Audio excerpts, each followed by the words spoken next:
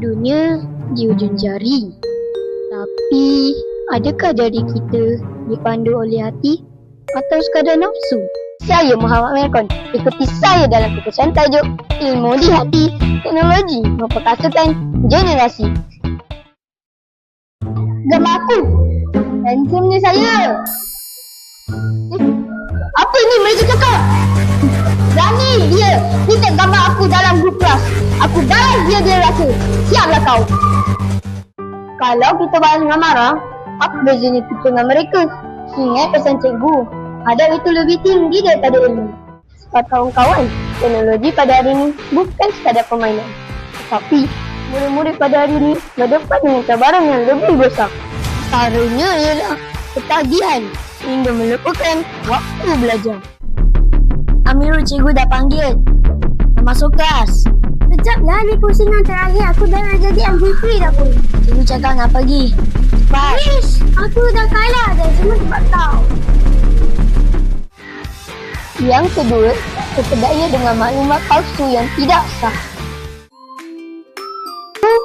Pintu dan show kat mana? Kat Melaka.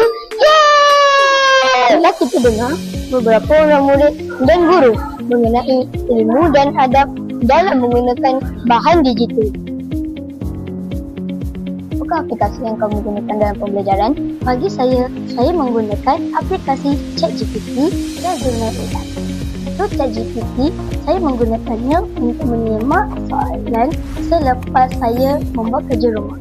Dan untuk Gemini AI pula, saya menggunakannya untuk membuat poster dan lain. Selari dengan rancangan pendidikan Malaysia 2026-2027, bagaimanakah cikgu melihat peranan teknologi dalam membantu murid-murid sekolah rendah seperti kami untuk bersaing di peringkat global?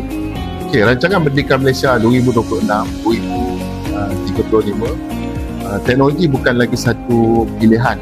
Teknologi merupakan satu keutamaan. Ia akan merapatkan kita dengan negara jurang, ia akan merapatkan jurang antara kita dengan negara luar. Okey, pendidikan secara hybrid ataupun sumber digital memberi murid-murid di sekolah rendah sebagai satu peluang ilmu yang sama seperti murid di luar negara.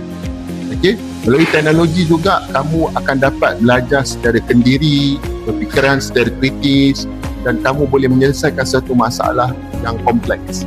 Okey, ini melalui teknologi ini akan menghasilkan satu generasi global di mana dia bukan sahaja murid-murid ini boleh menggunakan teknologi, malah dia akan mencipta teknologi pada masa akan datang.